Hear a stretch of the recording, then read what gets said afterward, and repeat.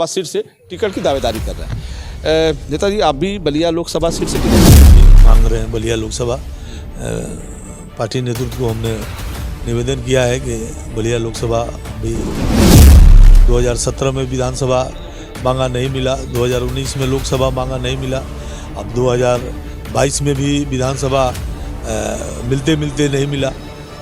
नमस्कार दोस्तों, आप देख रहे हैं बलिया आजकल। मैं रोशन जायसवाल। इस वक्त हमारे सामने भारतीय जनता पार्टी के वरिष्ठ नेता नागेंद्र पांडे हैं। वही नागेंद्र पांडे हैं जो बलिया विधानसभा की राजनीति में एक फेमस नाम है। अब 2 बार विधानसभा का चुनाव भी लड़े।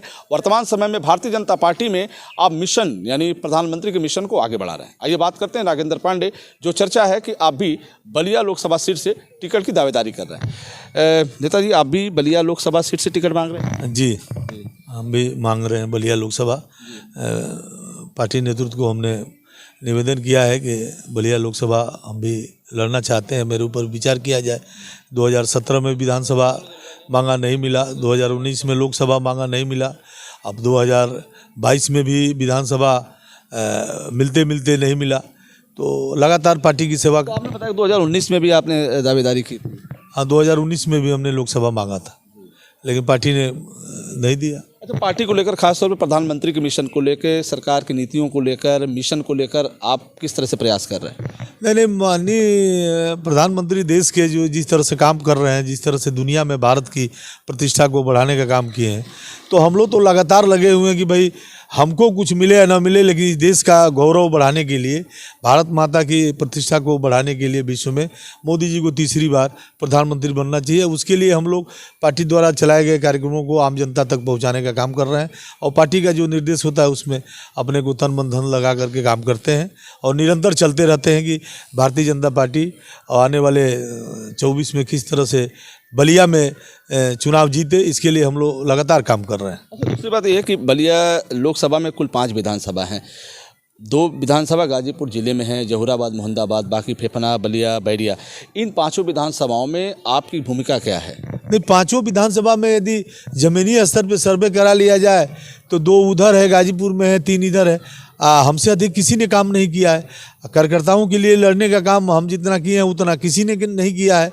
बाकी तो मैं लगातार कार्यकर्ताओं के बीच काम करता हूं और एक माहौल हम लोग बनाने का काम कर रहे हैं कि पुनः बलिया लोकसभा भारतीय जनता पार्टी के खाते में जाए। पिछले बार बहुत कम वोटों से मार्जिंग रही, लेकिन इस बार हम लोगों का प्रयास है कि वो मार्जिंग बढ़े और बलिया लोकसभा भारतीय जनता पार्टी के खाते में आए। हम लोग 5 विधानसभा में, कल मैं अब जहुराबाद भी गया था, वहाँ के कार्यकर्ताओं से भी मीटिंग करके, बैठक करके लोगों से हमने आग्रह किया कि भाई आप लोग माननीय मोदी जी को तीसरी बार प्रधानमंत्री बनाने के लिए अपने सारे मतभेद भुला दीजिए। कौन मंडल अध्यक्ष बना, कौन नहीं बना, तो सबको बनना है, सबको पूर्व होना है, लेकिन पार्टी के लिए काम करता है उसको ही पार्टी अपना समझती है। पद पे रहने से काम नहीं चलता है। पद पे बहुत लोग बने हैं जो पार्टी के लिए काम नहीं करते हैं, जो नहीं है वो अधिकतर काम करते हैं। मोदी जी का आपने बनारस में देखिए, उन्होंने मंडल अध्यक्षों से बात किया है और पूर्व मंडल अध्यक्षों से बात किया है कि अध्यक्ष जी क्या हालचाल है।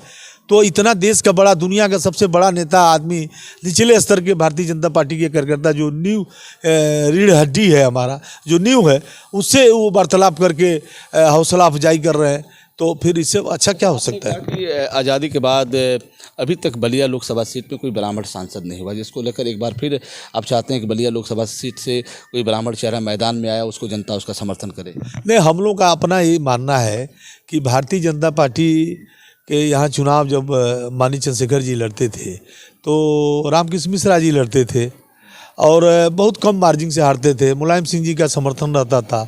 उस वक्त मैं भी माननीय चंद्रशेखर जी के साथ ही रहा करता था। तो अपना मानना है कि भाई बलिया जनपद में आज़ादी के बाद किसी विधानसभाओं में नेतृत्व नहीं है, तो हम लोग का अपना मानना है कि पार्टी को भी इस एक वर्ग जो है खाली पड़ा हुआ है, उसके विषय में जो उसका कोर वोटर है उसके विषय में उसको सोचना चाहिए। बाकी जो पार्टी का आदेश है उसमें हम लोग काम कर रहे हैं। तो आप सुन रहे थे नागेंद्र पांडे जी को। उन्होंने कहा कि भारतीय जनता पार्टी की नीतियों को जन जन तक पहुंचाया जा रहा है।